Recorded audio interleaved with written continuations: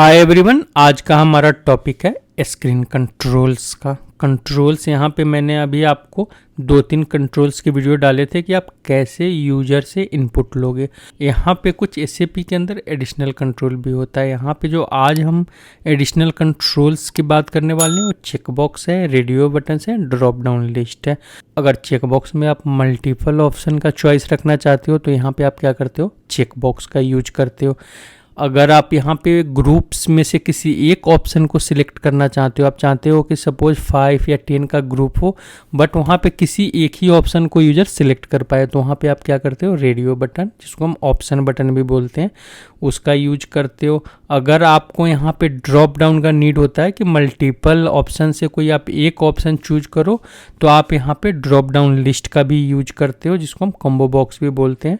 तो यहाँ पे मैं आपको ये तीनों कंट्रोल्स के बारे में आज बताने वाला हूँ। हम क्या करते हैं, इसका कुछ एग्जांपल्स देख लेते हैं। अब यहाँ पे हम क्या करते हैं, check box, option button and drop down list का एग्जांपल देखने के लिए AC38 में चलते हैं। अब ऐप एडिटर पे चलते हैं। यहाँ पे क्या करते हैं, हम अपने प्रोग्राम को इसको हम चेंज मोड में ओपन करते हैं। यहाँ पे हम क्या करते हैं, सबसे पहला एग्जांपल हम यहाँ पे चेक बॉक्स का देखते हैं कि चेक बॉक्स आप अपने स्क्रीन पे कैसे यूज करोगे। चेक बॉक्स के एग्जांपल के लिए बहुत सिंपल सा एग्जांपल है। आपको यहाँ पे क्या करना है, पैरामीटर्स देना है। पैरामीटर्स के साथ आपको देना है, सपोज कोई भी कंट्रोल का नाम देना है। अगर आप कंट्रोल का नाम देना चाहते हो P_check CHK1, तो यहाँ पे आप check1 दे दोगे। टाइप्स, और यहाँ पे आप क्या करोगे, एज चेक बॉक्स कर दोगे। सिंपल सा एक लाइन करने आप बिल्कुल छोटा सा एक कोड है एक चेक बॉक्स बनाने के लिए। आप यहाँ पे सिंटेक्स चेक करोगे, इसको एक्टिवेट करोगे। अब यहाँ पे मैं क्या करता हूँ, इसको एग्जीक्यूट करता हूँ। यहाँ पे आप देख रहे हो कि यहाँ पे आपका एक चेक बॉक्स बन गया। इसी टाइप से अगर आपको मल्टीपल चेक बॉक्स बनाना है तो आपको क्या करना है, यहाँ पे इसी को कॉपी करना है आपको, और आप यहाँ पे मल्टीपल टाइम इसको कर दोगे। यहाँ पे आपका मल्टीपल, सपोज आपका ये चेक बॉक्स 2 होगा, चेक बॉक्स 3 होगा, और यहाँ पे आपका चेक बॉक्स 4 होगा। तो इस टाइप से आप यहाँ पे क्या कर सकते हो, अपना मल्टीपल चेक बॉक्स बना सकते हो। और इस चेक बॉक्स के चेक के ऊपर जब इसका वैल्यू ट्रू हो तो उसके ऊपर जो भी आपको अपना कंडीशन लगाना है उसका आप वहाँ पे कंडीशन लगा सकते हो।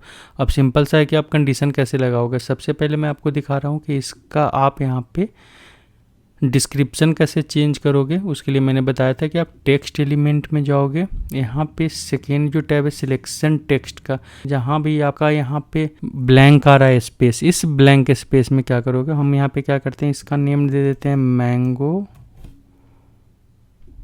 इसका नेम दे देते हैं बनाना, इसका नेम दे देते हैं ग्रेप्स, और इसका नाम हम डाल देते हैं, यहाँ पे इसका नाम डाल देते हैं एप्पल डाल दिया।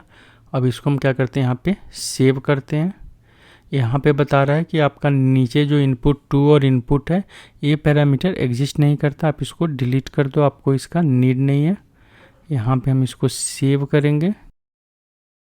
जो कंट्रोल आपके प्रोग्राम में नहीं होगा उस कंट्रोल के लिए वो मैसेज शो करेगा आपको।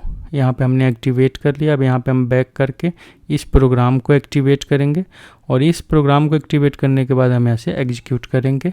अब यहाँ पे हमारा 4 चेक बॉक्स बन गया, जो हमारा first mango, banana, grapes and Apple के लिए।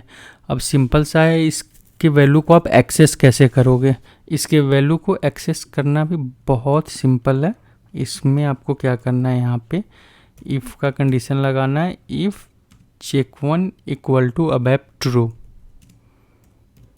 अगर इसमें आपने चेक कर रखा है तो चेक करने का मतलब है कि इसका वैल्यू जो है ट्रू है।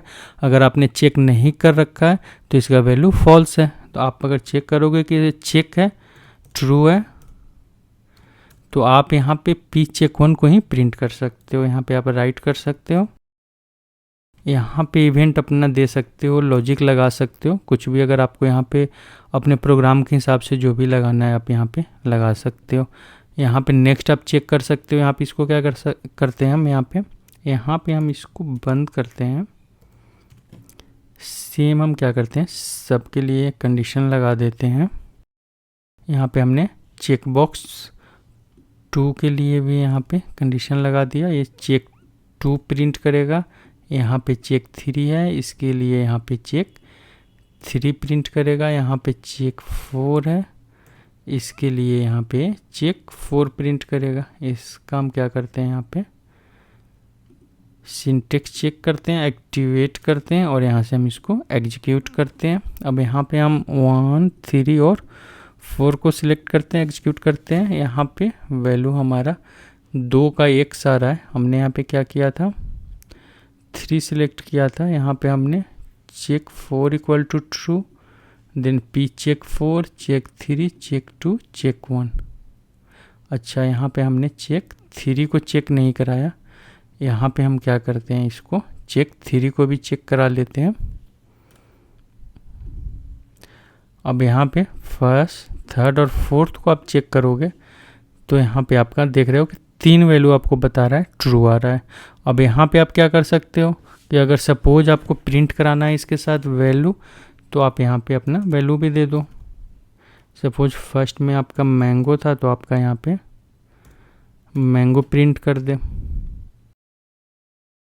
सेकेंड में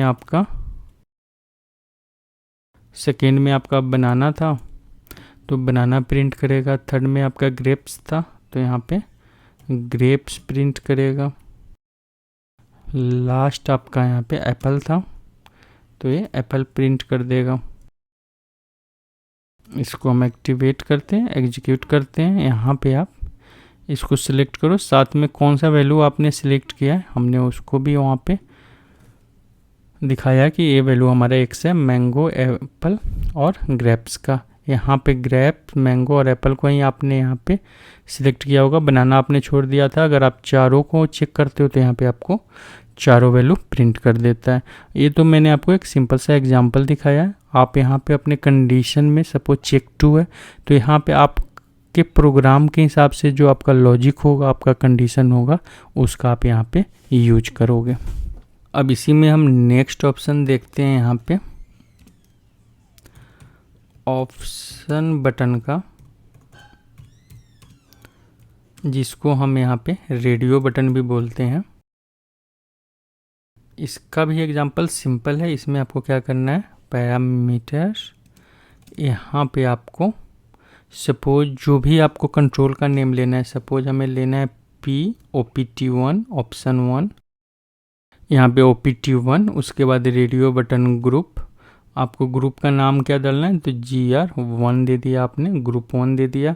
इसी टाइप से अगर आपको यहाँ पे मल्टीपल यहाँ पे अगर रेडियो बटन बनाना है, क्योंकि आपको कम से कम 1+ बनाना ही होगा तभी आपका एक ग्रुप ट्रू होगा, तो आपको यहाँ पे क्या करना है, सेकेंड देना है। अगर आपको तीसरा बनाना है तो आप यहाँ पे थर्ड का भी यूज कर सकते हो। ये हमारा हो गया ऑप्शन 2 और थर्ड कंट्रोल होगा हमारा ऑप्शन 3। ग्रुप हमारा एक ही होगा।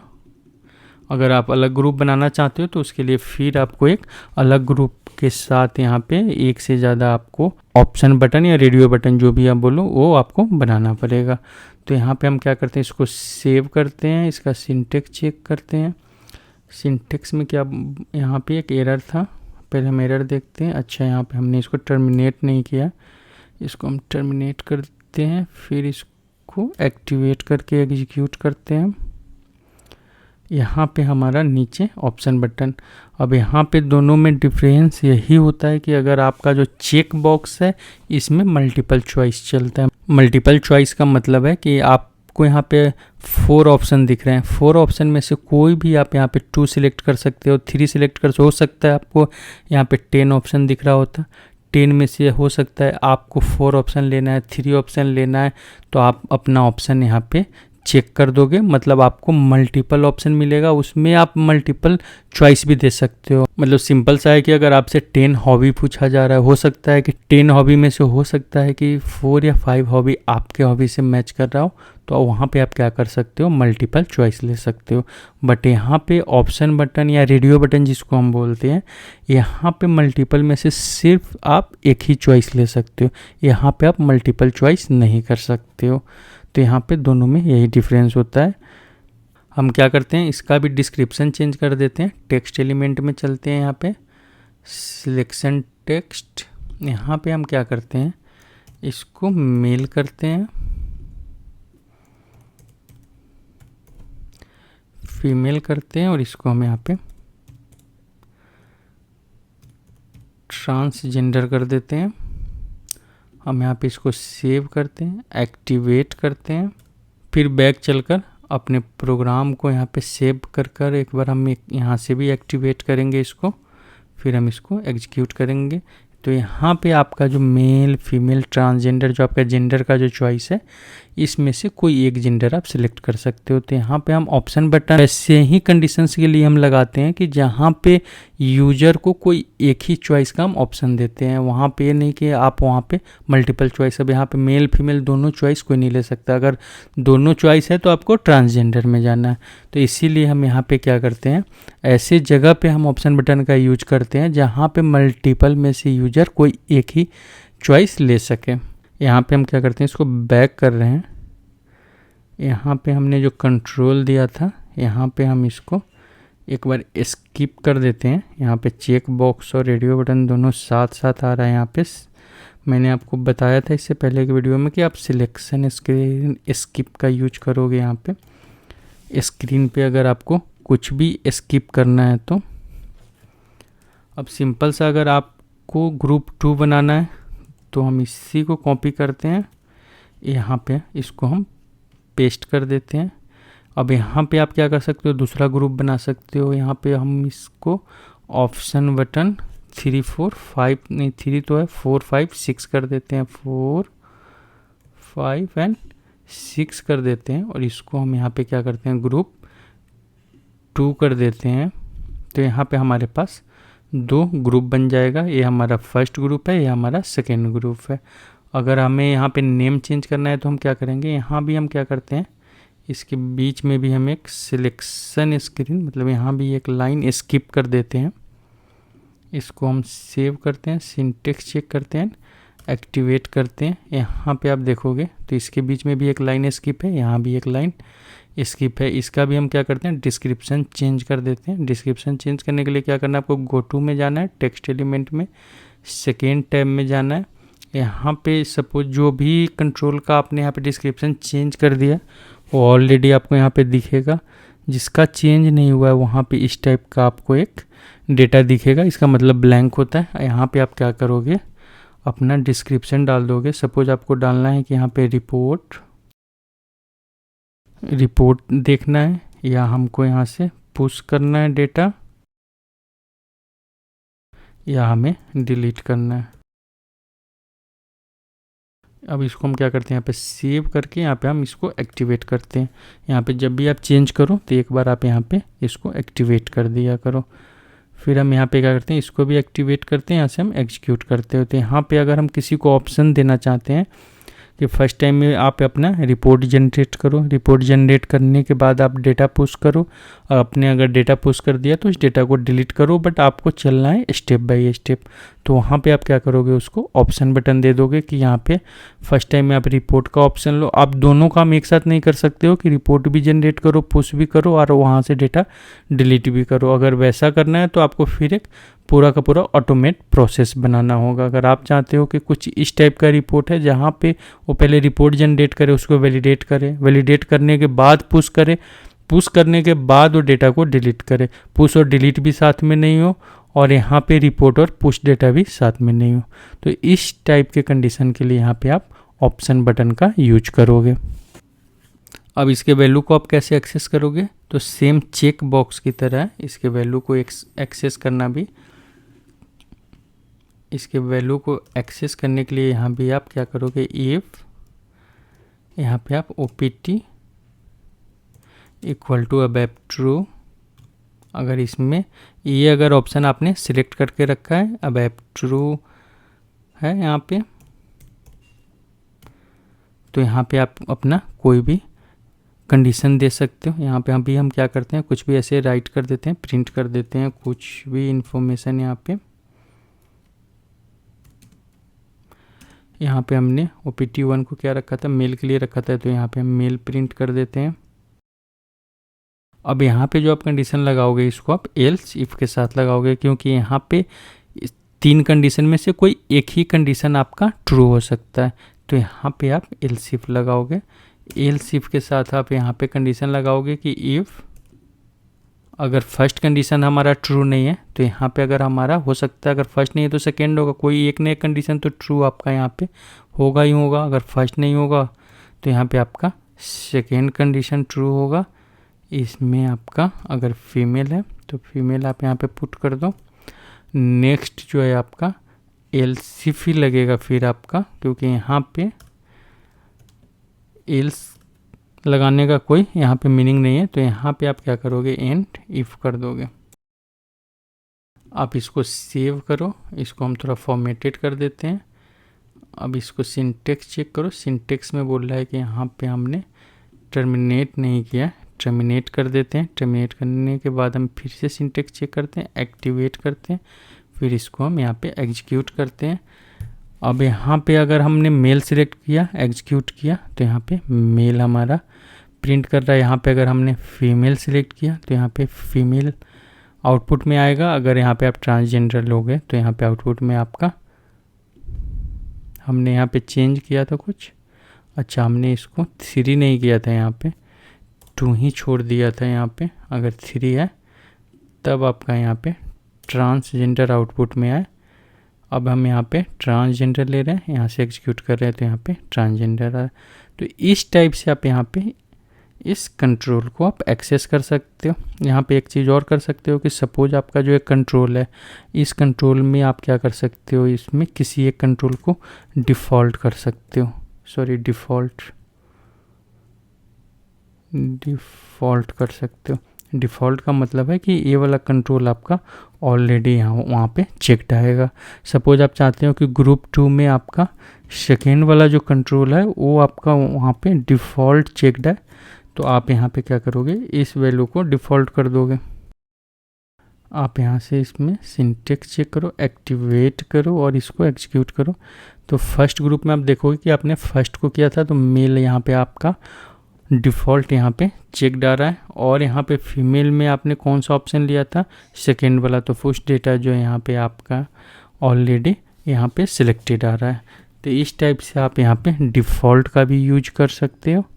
यहाँ पे साथ में आप क्या कर सकते हो, यूजर कमांड का भी यूज कर सकते हो। अगर आपने इसमें यूजर कमांड दे दिया और यहाँ पे आपने U1 कमांड बना लिया, तो आप इस कमांड को, यूजर कमांड को यहाँ पे सिलेक्शन, ऐट सिलेक्शन स्क्रीन पे आप इसको हैंडल भी कर सकते हो। ऐट सिलेक्शन स्क्रीन पे यहाँ पे आप इसको इफ़ का कंडीशन लगाकर हैंडल कर सकते हो, इफ़ SYCOM, क्योंकि ये जब भी कोई आप यहाँ पे कमांड क्रिएट करोगे तो उसके लिए यहाँ पे हमारा सिस्टम वेरिएबल है UCOM, जो उस कमांड को यहाँ पे पिक करता है। तो यहाँ पे जाकर आप चेक कर सकते हो कि यहाँ पे आपने कोई कमांड लगाया है, अगर लगाया है, अगर वो U1 है तो यहाँ पे U1 के लिए अगर आपको कुछ भी यहाँ पे इंफॉर्मेशन पास करना है या प्रिंट कराना है तो यहाँ पे आप उसको प्रिंट करा सकते हो।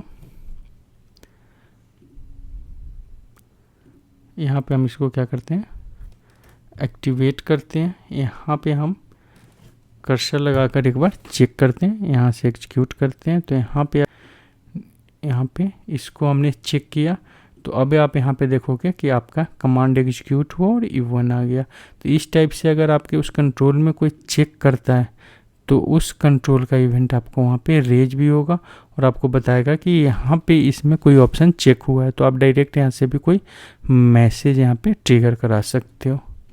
तो इस टाइप से आप अपने प्रोग्राम के अंदर यूजर कमांड का भी यूज कर सकते हो। अब यहाँ पे हमने चेक बॉक्स और ऑप्शन बटन का हमने एग्जांपल देख लिया। हम इसको क्या करते हैं, एक बार सबसे पहले यहाँ पे कमेंटेड करते हैं। अब यहाँ पे हम चलते हैं नेक्स्ट।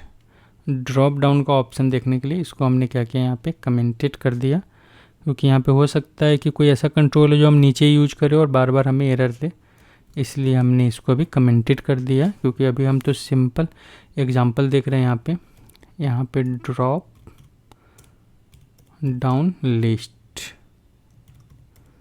जिसको हम यहाँ पे कॉम्बो बॉक्स भी बोलते हैं। बहुत सारे प्रोग्रामिंग में हम इसको ड्रॉप डाउन लिस्ट बोलते हैं, बहुत में हम इसको कॉम्बो बॉक्स बोलते हैं। अब यहाँ पे क्या होता है कि सपोज आपको ड्रॉप डाउन लिस्ट में कोई डेटा शो करना है, तो इस डेटा शो करने के लिए हम यहाँ पे क्या करते हैं, VRM लिस्ट हमारा एक फंक्शन मॉड्यूल होता है, उस फंक्शन मॉड्यूल का हम यूज करते हैं और उस फंक्शन मॉड्यूल को हम क्या करते हैं, उस कंट्रोल का नेम और हम क्या करते हैं, किसी भी टेबल में एक डेटा स्टोर करके देते हैं, वो डेटा को क्या करता है, उसके साथ सेट करता है। अब ये करना कैसे है ये मैं अभी आपको बता रहा हूँ यहाँ पे। तो हम यहाँ पे सबसे पहले कॉम्बो बॉक्स क्रिएट करते हैं। कॉम्बो बॉक्स क्रिएट करने के लिए हम क्या करेंगे, यहाँ भी हम क्या करते हैं, पैरामीटर का यूज करते हैं, पैरामीटर। अब यहाँ पे अगर ड्रॉप डाउन लिस्ट हमें लेना है, हम क्या करते हैं, इसका नाम डालते हैं ड्रॉप डाउन लिस्ट 1 टाइप। यहाँ पे हम कैर 15 डिजिट का ले लेते हैं, char 15 as list box. Visual length कितना रखना है आपको इसका, तो अगर हम यहाँ पे 10 ले लेते हैं, ये हमारा यहाँ पे एक ड्रॉप डाउन क्रिएट कर देगा। एक सिंपल सा यहाँ पे ड्रॉप डाउन क्रिएट करने का आपका ये सिंटेक्स है। यहाँ से हम क्या करते हैं, इसको सिंटेक्स चेक करते हैं, एक्टिवेट करते हैं, एग्जीक्यूट करते हैं। यहाँ पे आपका एक ड्रॉप डाउन क्रिएट कर दिया। अब मैंने आपको क्या बताया था कि इसमें हम वैल्यू सेट करते हैं। वैल्यू सेट करने के लिए हम क्या करते हैं, यहाँ पे एक FM का यूज करते हैं। जो FM हमारा होता है, पैटर्न में चलते हैं, पैटर्न में होता है VRM, यहाँ पे आ रहा है VRM वैल्यू सेट वैल्यू। हम यहाँ पे हमने क्या लिखा, सेट वैल्यूज। यहाँ पे VRM सेट वैल्यूज जो है हमारा एक फंक्शन मॉड्यूल होता है। हम क्या करते हैं, सबसे पहले इसको हटा देते हैं, हमें यहाँ पे कोई कंडीशन चेक नहीं कराना। सेकेंड, हम यहाँ पे एक्सेप्शन को अनकमेंटेड कर देते हैं। हम रखते हैं कि अगर सपोज इस फंक्शन मॉड्यूल से कोई एरर आ रहा है तो हम उसको कैच कर सके और समझ सके कि वो एरर क्या है। अब VRM सेट वैल्यू के अंदर आपको यहाँ पे 2 एलिमेंट मिलेगा, एक ID और एक वैल्यू। अब यहाँ पे जो इसका एक्सपोर्टिंग पैरामीटर है ID और वैल्यू, ID के अंदर आप अपने लिस्ट बॉक्स का ID भेजोगे। आपका यहाँ पे ID कौन सा है, PDDL1। और सेकेंड में आप क्या करोगे, यहाँ पे वैल्यूज भेजोगे कि कौन सा वैल्यू इस ID के साथ सेट करना है। VRM सेट वैल्यू का यही काम है कि आप उसको कंट्रोल का नाम बताओ और उसको वैल्यू दो, वो क्या करेगा, उसको उस कंट्रोल के अंदर सेट कर देगा। तो यहाँ पे अब आप अगर डायरेक्ट अगर ये वाला कंट्रोल का नाम आप अगर ID में पास करोगे तो ये आपका डंप लेगा, एरर लेगा। रीज़न क्या है एरर लेने का, कि यहाँ पे फंक्शन मॉड्यूल में बहुत बार होता है कि जो उसका कैरेक्टर का साइज होता है, लेंथ होता है, प्रॉपर्टी होता है, उसको चेक करता है। अगर वो आपका मिसमैच कर रहा है, लेंथ मिसमैच कर रहा है, तो वहाँ पे डंप देगा। इस टाइप के कंडीशन को हैंडल करने के लिए हम क्या करते हैं, यहाँ से पहले सेव कर लेते हैं, फिर हम यहाँ पे डबल क्लिक करते हैं और हम इसके इंपोर्ट एंड एक्सपोर्ट पैरामीटर में चलते हैं। अब आप इंपोर्ट में आओगे तो किस टाइप का है, VRM ID टाइप का है और ये आपका VRM वैल्यूज टाइप का है। यहीं पे अगर आप एक्सपोर्ट में जाओगे तो आपका यहाँ पे कोई और पैरामीटर नहीं है। तो हम क्या करते हैं, सिंपल सा हमारा जो इंपोर्ट का पैरामीटर है इसी को हम यहाँ से कॉपी कर लेते हैं।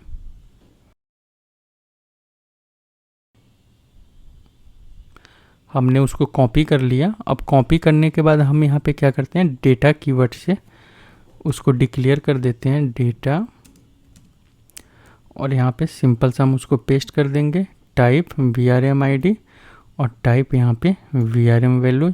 अब हम यहाँ पे क्या करते हैं, ID के जगह पे यहाँ पे हम ID पास कर सकते हैं यहाँ पे, और यहाँ पे वैल्यूज के जगह पे हम ये वैल्यूज पास कर सकते हैं। इसको हम यहाँ पे टर्मिनेट करते हैं। यहाँ पे हम इसको सिंटेक्स एक बार चेक कर लेते हैं। बिल्कुल हमारा यहाँ पे सिंटेक्स ठीक है। अब यहाँ पे आपने क्या किया, इस कंट्रोल, अब यहाँ पे आईडी के अंदर आपने कंट्रोल दिया नहीं है, तो आप क्या करोगे, सपोज आपका PDDL1 जो कंट्रोल है आप इस आईडी के अंदर असाइन कर दोगे, आईडी इक्वल टू, और यहाँ पे आपके कंट्रोल का नेम क्या है, P_DDL1। आपने इस कंट्रोल का नेम आईडी में डाल दिया। अब यहाँ पे VRM सेट वैल्यू को सबसे पहला जो इसका पैरामीटर है आईडी, वहाँ पे इसको इस कंट्रोल का नेम मिल जाएगा कि इस कंट्रोल में जो PDDL1 है इसके अंदर वैल्यू सेट करना है। अब सेकेंड यहाँ पे आपका क्वेश्चन है कि वैल्यू क्या सेट करना है, तो वैल्यू यहाँ पे क्या सेट करना है उसके लिए आप क्या करोगे, यहाँ पे अपना वैल्यू बनाओगे। अब यहाँ पे वैल्यूज के अंदर आप वैल्यू कैसे स्टोर करोगे, तो यहाँ वैल्यूज के अंदर वैल्यू स्टोर करने के लिए सबसे पहले हम क्या करते हैं, इसको कॉपी करते हैं और यहाँ पे हम इसमें एक और वैल्यूज, यहाँ पे LS values, local structure values बनाते हैं, क्योंकि ये हमारा यहाँ पे टेबल है जिसके अंदर हम मल्टीपल वैल्यू देंगे। यहाँ पे हम क्या करते हैं, लोकल स्ट्रक्चर बनाते हैं लाइक लाइन ऑफ सिंपल्स। हम क्या करते हैं, वैल्यू जो है हमारा इसको यहाँ पे पेस्ट कर देते हैं। अब यहाँ पे हमारा एक स्ट्रक्चर बन गया। स्ट्रक्चर किस टाइप का बन गया, तो हमारा जो वैल्यूज हमने यहाँ पे एक टेबल बनाया इस टेबल टाइप का। अब यहाँ पे हम क्या करेंगे, इस स्ट्रक्चर का यूज करेंगे, स्ट्रक्चर के अंदर वैल्यू डालेंगे, उस वैल्यू को हम अपडेट करेंगे अपने टेबल के अंदर। तो यहाँ पे हम क्या करते हैं, सबसे पहले इसको फॉर्मेटेड करते हैं। अब यहाँ पे चलकर हम देखते हैं कि इस वैल्यूज के अंदर, इसके अंदर कौन कौन सा फील्ड है। इसके लिए हम इस पे VRM वैल्यू पे डबल क्लिक करते हैं। इसके अंदर दो फील्ड है, एक की फील्ड है और एक टेक्स्ट फील्ड है। की फील्ड 40 डिजिट का है और टेक्स्ट फील्ड जो है यहाँ पे 80 डिजिट का है। हम इसको की और टेक्स्ट को कॉपी करते हैं, बैक करते हैं, यहाँ से अपने प्रोग्राम में आते हैं, यहाँ पे हम इसको पेस्ट करते हैं। यहाँ से हमें 40 टाइप C हटा देते हैं। अब एलिस वैल्यू जो है हमारा, एलिस वैल्यू का फर्स्ट फील्ड कौन सा है, की है, और सेकेंड फील्ड कौन सा है, यहाँ पे वैल्यू है, सॉरी टेक्स्ट है। अब यहाँ पे हम क्या करते हैं, की में कोई वैल्यू स्टोर कर देते हैं। यहाँ पे हम इसके अंदर 1 2 3 4 टाइम हमने 0 स्टोर कर दिया। टेक्स्ट में हम स्टोर कर देते हैं, हम कोई भी ऐसे ईयर के लिए बना लेते हैं। तो यहाँ पे हम क्या करते हैं, सिलेक्ट ईयर, यहाँ पे इस टाइप से हमने एक टेक्स्ट बना लिया। अब एलिस वैल्यू को हम क्या करेंगे, किसके अंदर अपेंड करेंगे, यहाँ पे तो अपेंड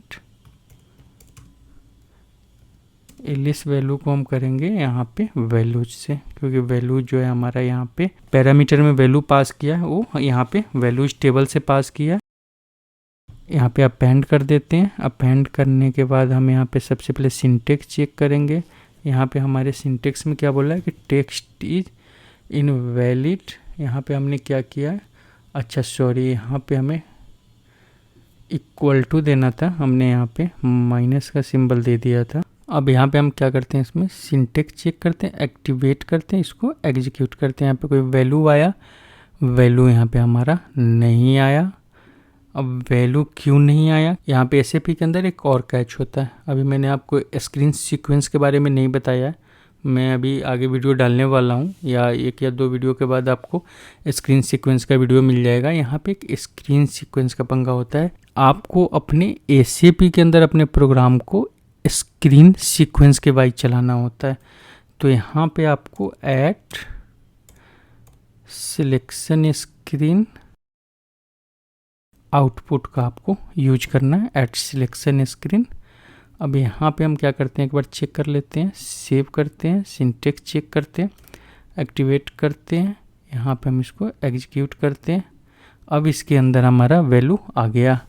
यहाँ पे हमने क्या किया था, स्क्रीन सीक्वेंस जो है यूज नहीं किया था। तो कभी कभी क्या होता है कि स्क्रीन सीक्वेंस यूज नहीं करने पे आपका बहुत सारा आपका जो SAP का प्रोग्राम है, बहुत सारा आपका कंट्रोल है, वो आपका काम नहीं करता है। तो हमेशा आप याद रखना, मैं ऐसे इसका नेक्स्ट वीडियो डालने वाला हूँ स्क्रीन सीक्वेंस के बारे में, आप उसको समझना। मैं उसमें अच्छे से बताने वाला हूँ कि आप किस पार्ट में, किस इवेंट के अंदर किस टाइप का आप कोड कर सकते हो। अब यहाँ पे हमने क्या किया, इस वाले वैल्यू को स्टोर कर दिया। अब यहाँ पे जब हम इसको एक्टिवेट करके एग्जीक्यूट कर रहे हैं तो यहाँ ये ब्लैंक आ रहा है। हम चाहते हैं कि सिलेक्ट ईयर जो है इसके अंदर वाई डिफ़ॉल्ट सिलेक्टेड आए। इसको हम क्या करते हैं, थोड़ा इसका लेंथ भी बड़ा करते हैं क्योंकि लेंथ इसका थोड़ा छोटा आ रहा है। हम इसको क्या 20 कर देते हैं। अच्छा, हमने यहाँ पे विजुअल लेंथ कम रखा है, हम इसको क्या करते हैं यहाँ पे 20 कर देते हैं विजुअल लेंथ को। हम एक बार सिंटेक्स चेक करते हैं, एक्टिवेट करते हैं, एग्जीक्यूट करते हैं। अब यहाँ पे हमारा यहाँ पे सिलेक्ट ईयर आ रहा है। अब यहाँ से हम इसको बैक करते हैं। यहाँ पे आप क्या कर सकते हो, डिफ़ॉल्ट, और यहाँ पे आप अपना वैल्यू सेट कर सकते हो। जैसे 4 टाइम 0 आपने यहाँ पे की लिया है वैल्यू की, तो आप यहाँ पे 4 टाइम 0 सेट कर दो, एक्टिवेट एंड एग्जीक्यूट करो, तो आपका फर्स्ट वाला वैल्यू इसके अंदर ऑटोमेटिक आएगा इस सिलेक्ट ईयर के अंदर। अब यहाँ पे आप चाहते हो कि हम इसके अंदर कोई लूप चलाए, कंडीशन चलाए और कुछ ईयर स्टोर करे। तो यहाँ पे कुछ अगर आप कंडीशन बेस्ड ईयर स्टोर करना चाहते हो तो सिंपल है कि आपने यहाँ पे सिलेक्ट ईयर स्टोर किया, बट अभी इसके अंदर नीचे कोई ईयर का वैल्यू नहीं है, तो आप यहाँ पे क्या करोगे, लूप चला सकते हो, डू। हम यहाँ पे क्या करते हैं कि एग्जांपल लेते हैं। अभी हमारा 2025 है, 2025 से हम क्या करते हैं, बैक का 5 ईयर और कमिंग 5 ईयर, हम वो दोनों को यहाँ पे ईयर को यहाँ पे स्टोर कराते हैं। तो हम क्या करते हैं, डू 5 टाइम्स। हमने यहाँ पे 5 टाइम के लिए लूप चलाया। हमें इसको सबसे पहले एंड डू से इसको बंद करते हैं, इसको सेव करते हैं, फॉर्मेटेड करते हैं। यहाँ पे हम क्या करते हैं, थोड़ा सा इसको ऊपर कर लेते हैं। अब यहाँ पे हमारा लूप चलना शुरू हुआ। अब लूप चलने में यहाँ पे हम क्या करते हैं, इसके अंदर वैल्यू स्टोर करते हैं। अब यहाँ पे की के अंदर हम क्या स्टोर करना चाहते हैं, की के अंदर स्टोर करना चाहते हैं कि हमारा जो SYDATUM, हमारा जो SY डेटम है जिसके अंदर हमारा करेंट डेट है। तो करेंट डेट में क्या होता है कि यहाँ पे जो करेंट डेट का फर्स्ट 4 कैरेक्टर होता है वो हमारा ईयर होता है। तो हम सबसे पहले ईयर निकाल रहे हैं। यहाँ से हम क्या करते हैं, +0 से स्टार्ट कर रहे हैं और 4 कैरेक्टर हमने यहाँ से निकाल लिया। और इसमें हम क्या करते हैं, माइनस करते हैं SY इंडेक्स को, मतलब 1 2 3 4 ऑटोमेटिक इससे माइनस होता जाएगा।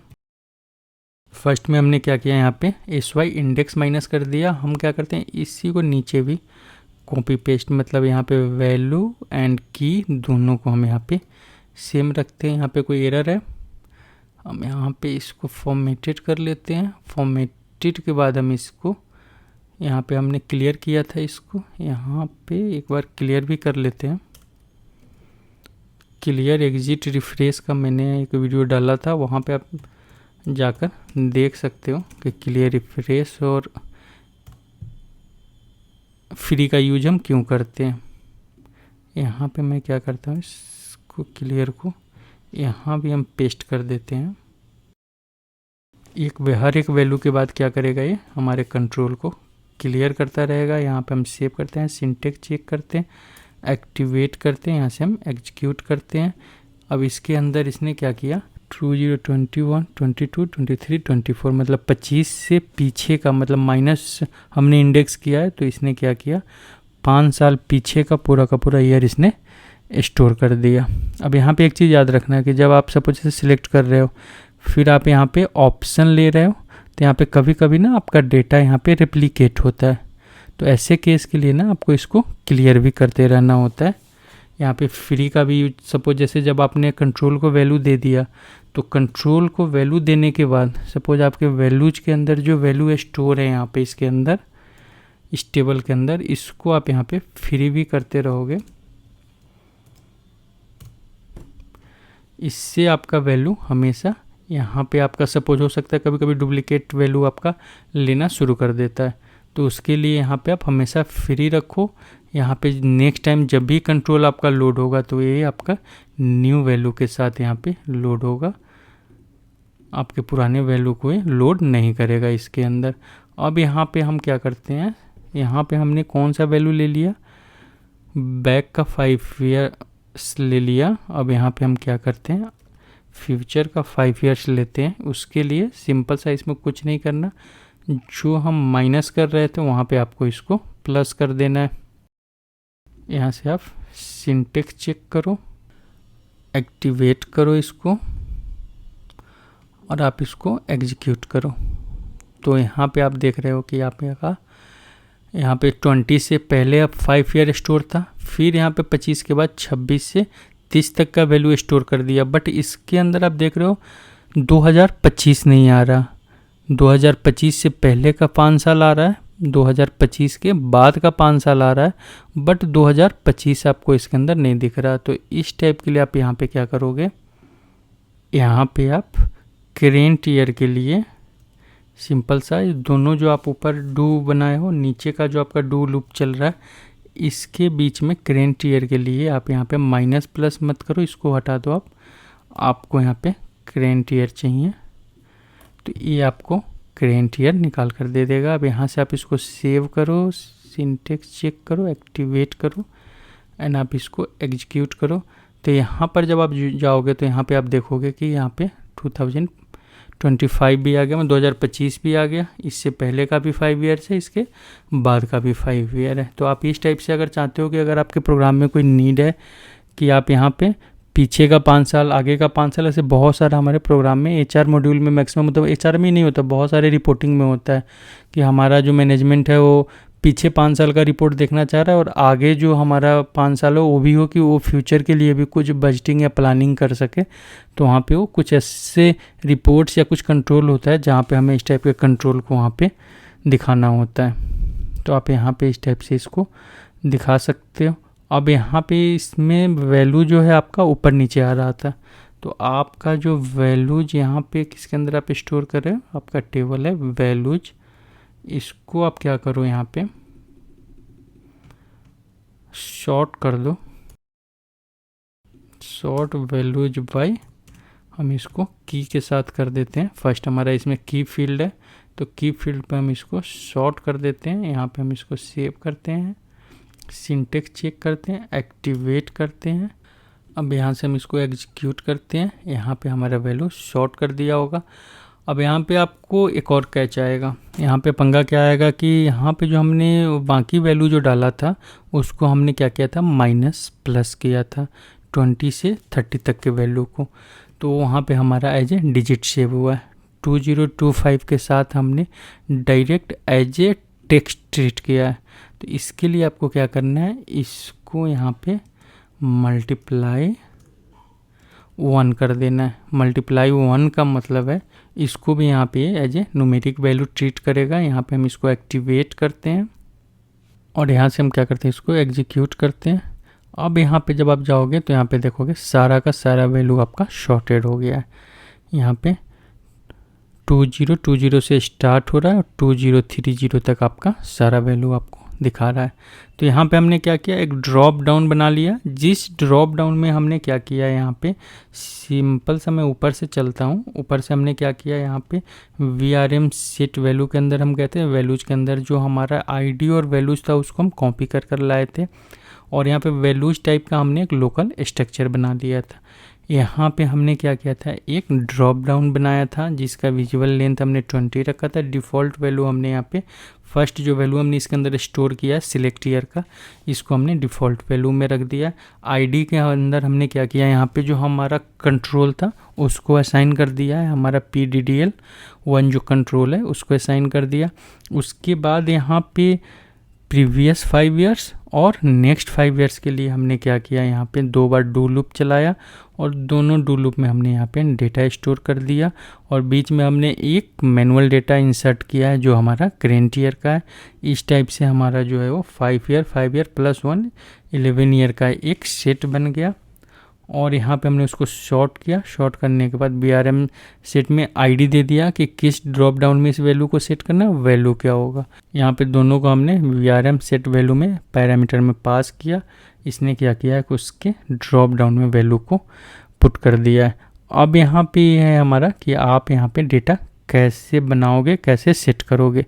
अब सेकेंड हमारा एक मेथड है कि अगर सपोज आपका कोई डेटा एलिमेंट है और डेटा एलिमेंट में पहले से वैल्यू रेंज बना हुआ है, तो वो यहाँ पे क्या करेगा, उस वैल्यू रेंज को डायरेक्ट कॉल कर लेगा। अब वैल्यू रेंज को डायरेक्ट कैसे कॉल कर लेगा, ऐसे मैंने डाटा डिक्शनरी का वीडियो जब भी डाला नहीं है, फिर भी मैं आपको डेटा एलिमेंट क्रिएट करना बता रहा हूँ। यहाँ पे पहले हम इसको सेव कर देते हैं। अब यहाँ से हम क्या करते हैं, एक न्यू सेशन लेते हैं और हम यहाँ पे न्यू सेशन में SE11 करते हैं। SE11 में यहाँ पे डोमेन जो है, आपको सबसे पहले एक डोमेन क्रिएट करना है, तो हम इस डोमेन का नाम ले लेते हैं YYMONTH मंथ। यहाँ पे हम क्रिएट बटन प्रेस करते हैं।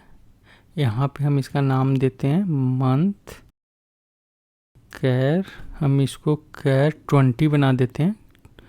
ये हम इसका लेंथ जो होगा 20 कैरेक्टर का होगा। CHR कैर 20, सॉरी यहाँ तो सिर्फ हमें डेटा टाइप देना है, यहाँ पे हमें लेंथ देना है 20। आउटपुट लेंथ भी हम यहाँ पे क्या करते हैं 20 ले लेते हैं। अब हम यहाँ पे वैल्यू रेंज में आते हैं। वैल्यू रेंज में हम यहाँ पे क्या कर रहे हैं कि फर्स्ट वैल्यू हम रख रहे हैं यहाँ पे 0 0 4 टाइम 0। इसका वैल्यू हम रख रहे हैं यहाँ पे 1 2 3 सेलेक्ट मंथ।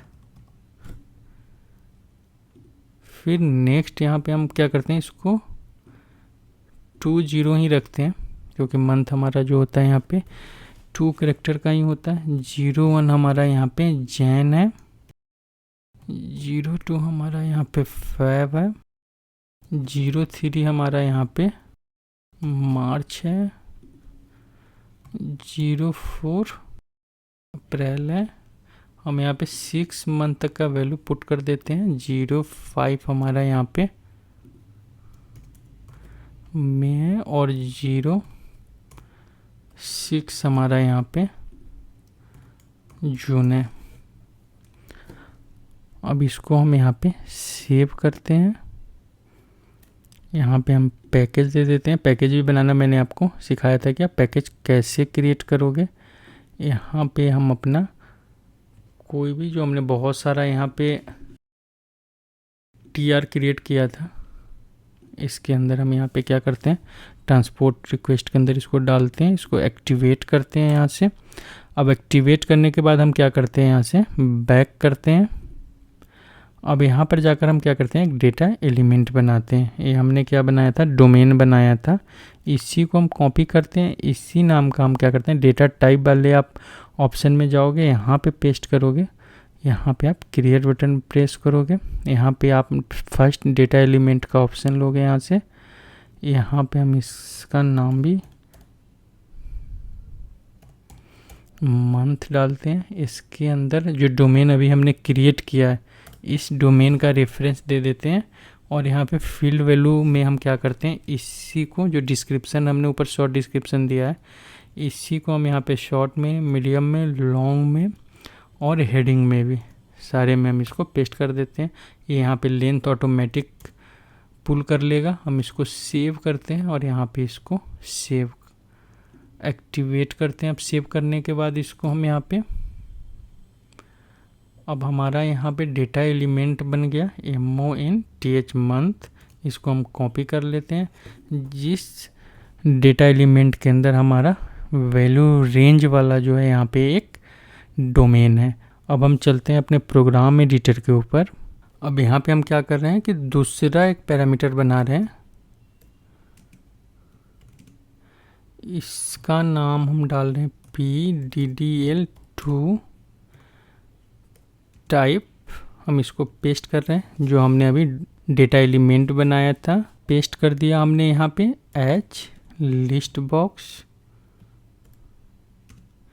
इसका हम क्या करते हैं, विजुअल लेंथ डाल देते हैं यहाँ पे 15 और डिफ़ॉल्ट वहाँ पे हमने क्या वैल्यू रखा था, 0 रखा था, जिसके अंदर हमने सिलेक्ट मंथ का ऑप्शन रखा था वहाँ पे। तो हम यहाँ पे डिफ़ॉल्ट वैल्यू में 01 कर देते हैं। इसको यहाँ पे सेव करते हैं, सिंटेक्स चेक करते हैं, एक्टिवेट करते हैं। अब यहाँ से हम इसको एग्जीक्यूट करते हैं। अब यहाँ पे आप ईयर में जाओगे तो जो भी हमने यहाँ पे ईयर को मैनुअल बनाया था, यहाँ पे उसका लिस्ट बनाया था।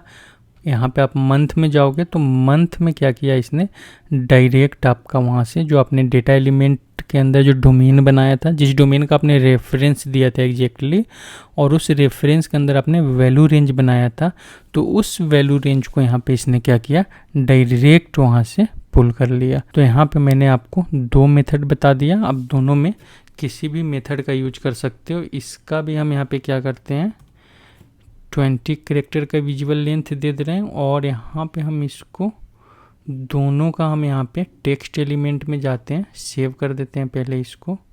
सेकेंड यहाँ पे जो हमारा टैब है, यहाँ पे हम इसमें DDL1 है हमारा, सिलेक्ट ईयर का था हमारा, और नेक्स्ट हमारा सिलेक्ट मंथ का था। यहाँ पे जो हमने चेक बॉक्स और ऑप्शन बटन का जो हमने यहाँ पे एग्जांपल दिया था, बट उसको अभी हमने क्या कर रखा है, कमेंटेड कर रखा है। अभी हम क्या करते हैं, इसको सेव करते हैं, यहाँ से हम इसको एक्टिवेट करते हैं। यहाँ से हम एक बार बैक करते हैं, अपने मेन प्रोग्राम को भी हम यहाँ से एक्टिवेट कर देते हैं। यहाँ से हम एक बार इसको एग्जीक्यूट कर देते हैं।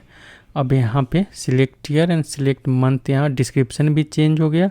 यहाँ पे आपका 2 कंट्रोल बन गया, जहाँ पे आप select year and select month कर सकते हो। यहाँ से आप अपना ईयर, कोई भी ईयर अगर आपको सिलेक्ट करना है तो ईयर सिलेक्ट करो, यहाँ पे मंथ सिलेक्ट करो, और इस टाइप से आप यहाँ पे रिपोर्ट में जो भी आपको प्रोसेस करना है आप यहाँ पे कर सकते हो। तो मैंने आपको 2 मेथड यहाँ पे बताया। फर्स्ट में बताया कि मैनुअल आप कैसे किसी टेबल में डेटा स्टोर करोगे, उस डेटा को वहाँ पे ड्रॉप डाउन में दिखाओगे। सेकेंड मेथड मैंने आपको बताया कि कैसे आप डोमेन के अंदर वैल्यू रेंज में अपना डेटा डालोगे, उस डेटा को आप यहाँ पे कॉल करोगे। जिस कॉल करने के लिए आपको कुछ नहीं करना, बस उसी डोमेन टाइप का, डाटा एलिमेंट टाइप का आपको अपना यहाँ पे लिस्ट बॉक्स बनाना है, ड्रॉप डाउन लिस्ट बनाना है, वो ऑटोमेटिक उस वैल्यू को कॉल कर लेगा। अब थर्ड हम देखते हैं कि अगर हमारा किसी टेबल के अंदर वैल्यू स्टोर है, तो टेबल के अंदर के वैल्यू को हम कैसे कॉल करेंगे। तो यहाँ पे सिंपल सा हम यहाँ क्या करते हैं, पहले बैक करते हैं। यहाँ पे एक हम कंट्रोल बनाते हैं एक क्लाइंट का, क्योंकि यहाँ पे हमारा सबसे जो छोटा टेबल है हमारा क्लाइंट का ही टेबल है। DDL3 करते हैं इसके वैल्यू को हम यहाँ पे। टाइप यहाँ पे हम क्या करते हैं, कैट 20 ले लेते हैं एज लिस्ट बॉक्स 20। अभी डिफ़ॉल्ट वैल्यू अभी हम चेक करते हैं, फिर हम इसमें डिफ़ॉल्ट वैल्यू डालेंगे। इसको हम सेव करते हैं, यहाँ से सिंटेक्स चेक एंड एक्टिवेट करते हैं। हमारा इसमें अभी कोई एरर नहीं है। अब यहाँ पे ये हमारा पार्ट था कि जिसके अंदर हम मैनुअल ड्रॉप डाउन में वैल्यू पुट कर रहे थे। अब यहाँ पे हम क्या करते हैं, सबसे नीचे आ जाते हैं यहाँ पे जहाँ हमारा फ्री है। अब इसके अंदर हम क्या करते हैं, इसी का यूज करते हैं। फिर से हम VRM सेट करेंगे दूसरे के लिए। तो यहाँ पे ID में हम क्या करते हैं, 3 कर देते हैं, और यहाँ पे हम क्या करते हैं, सिलेक्ट स्टेटमेंट चलाते हैं। ये हमारा जो है एग्जाम्पल है सिलेक्ट के साथ। सिलेक्ट, यहाँ पे सबसे पहले हम ऑल फ्रॉम डालते हैं, T000 इनटू टेबल। हम यहाँ पे एक इनलाइन टेबल ले लेते हैं, डेटा कीवर्ड से इसको यहाँ पे हम डायरेक्ट डिक्लेयर कर लेते हैं T000। इस टेबल के अंदर हमने क्या किया, वैल्यू डायरेक्ट स्टोर कर लिया। अब हम क्या करेंगे, इसी के ऊपर लूप चलाएंगे। यहाँ पे हमने क्या किया, फ्री कर दिया वैल्यू फील्ड को, तो वैल्यू फील्ड हमारा अभी फ्री है। तो हम यहाँ पे क्या करते हैं, लूप चलाते हैं, लूपेट इनटू, हम यहाँ पे क्या करते हैं, इनलाइन एक स्ट्रक्चर डिक्लेयर करते हैं। डेटा कीवर्ड के साथ हम करते हैं ls T000। यहाँ पे लूप बंद करते हैं, एंड लूप। यहाँ पे हम इसको थोड़ा सा नीचे करते हैं। अब यहाँ पे हमें क्या करना है, ऊपर से हम इस वाले कोड को कॉपी करते हैं। यहाँ पे इस पूरे पार्ट को हम यहाँ पे कॉपी कर लेते हैं।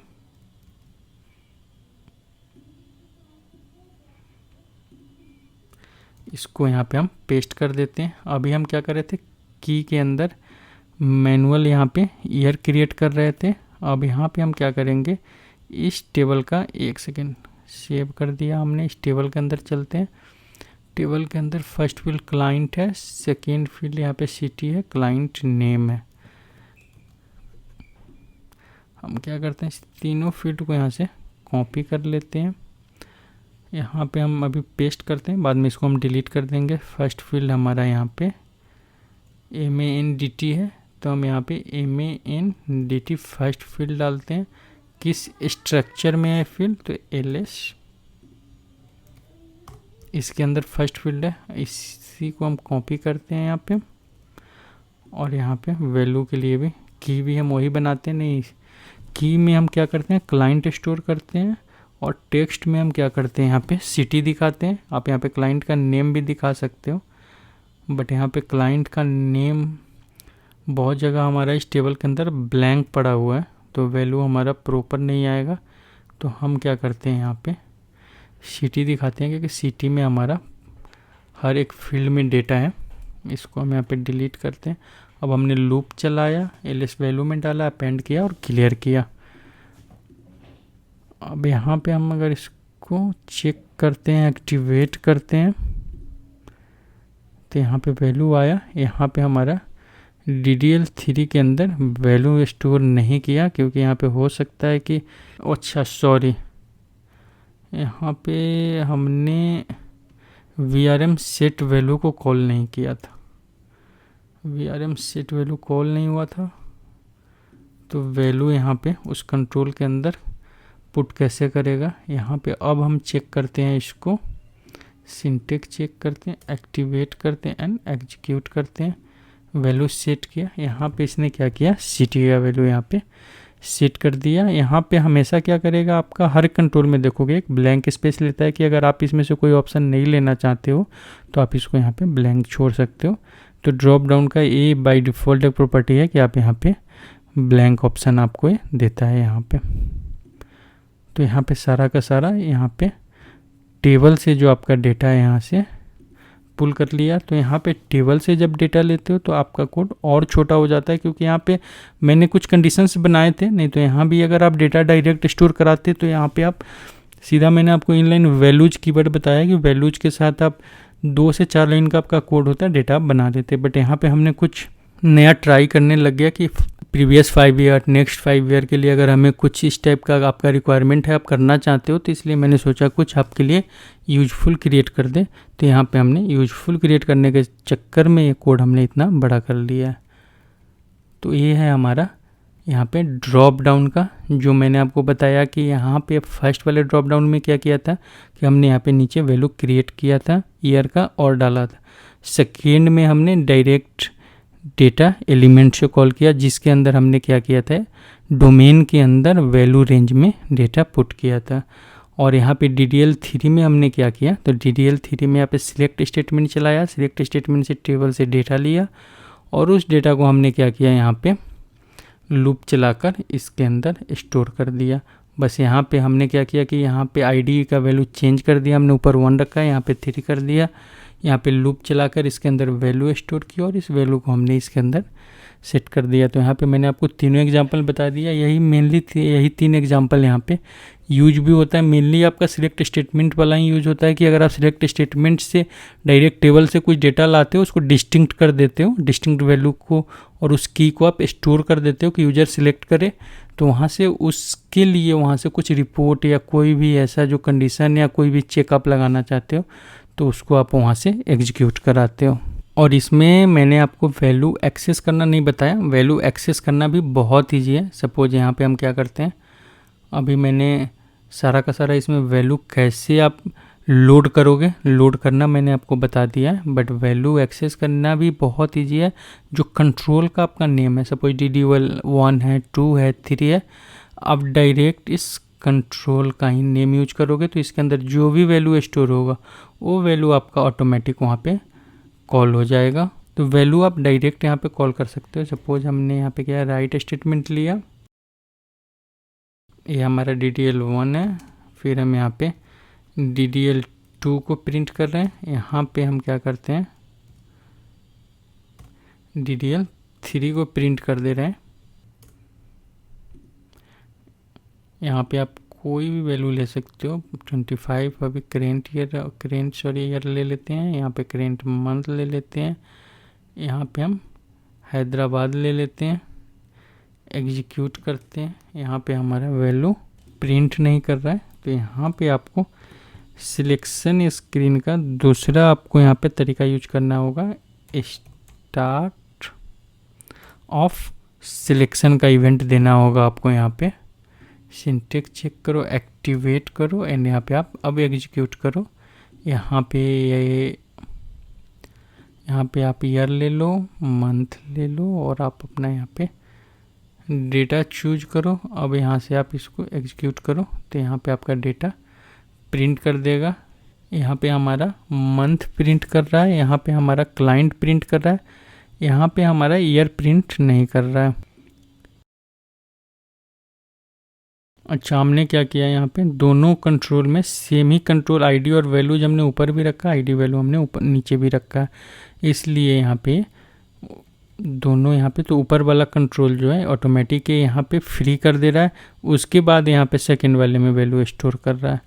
इसलिए यहाँ पे जब वैल्यू वहाँ पे एक्सेस करने जा रहा है तो उसको दिक्कत हो रहा है। यहाँ पे आप क्या करना कि कंट्रोल जो वैल्यूज आईडी जो है यहाँ पे दोनों फील्ड अगर आप 2 3 4 कंट्रोल बना रहे हो तो यहाँ पे अलग अलग रखोगे तो आपका यहाँ पे डेटा इजीली एक्सेस हो जाएगा। तो इस टाइप से आप क्या कर सकते हो, उस वैल्यू को इजीली एक्सेस भी कर सकते हो, की को एक्सेस कर सकते हो। उसके डिस्क्रिप्शन आपका स्टोरी रहेगा इस टेबल के अंदर, वहाँ से की जब आप इस वाले टेबल के अंदर पास करोगे तो आपको डिस्क्रिप्शन मिल जाएगा। तो इस टाइप से आपका की भी एक्सेस हो गया, आपका डिस्क्रिप्शन भी एक्सेस हो गया।